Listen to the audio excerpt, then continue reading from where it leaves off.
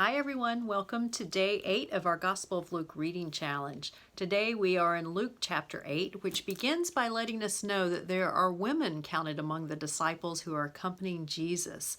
And we're given some of their names, Mary Magdalene, Joanna, Susanna, and we're told that they are supporting the work of the disciples and Jesus out of their own resources.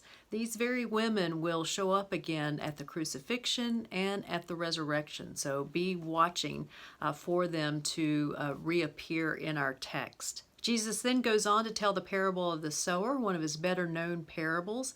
And unlike many of his parables, which tend to focus on one main teaching point, this one functions more like an allegory. It's the parable of the sower, where there are same kind of seed, but it falls in many different places. Sometimes it falls on the road or on the rock or among the thorns. And Jesus then describes what each of those things mean.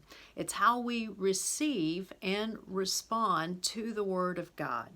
Now, something very important here for us who read this, and that is to know that we are to be seed sowers as well as we share the Word of God, not soil testers. That's God's responsibility. Jesus then talks about a lamp on a lampstand, and that a light is not lit in order to be hidden away. And he goes on to say, pay attention to how you listen. So again, the importance of listening and responding and doing what the Word tells us to do. Jesus says something that's a bit shocking, because when his mother and brothers come to see him, he doesn't give them a special place, which we often do with our families. Instead, Jesus says, my mother and my brothers are those who hear the Word of God and do it. So he's redefining the family of God. He's elevating the relationships among his followers and among the disciples as primary. Then we have 3 different miracles that Jesus does. The first is when he calms a storm. This demonstrates his power over nature.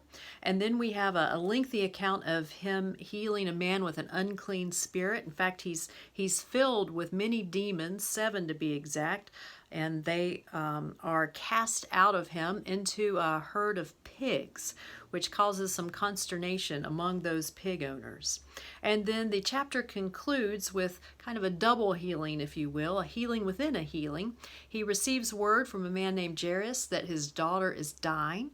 But while on the way to go and heal her, a woman who has had a bleeding problem for 12 years presses in and touches the hem of his garment. And Jesus does something unusual here in that he stops and he asks, who has touched him? Which amazes the crowd, because many are pressing around him. But she falls at her face and acknowledges what she has done.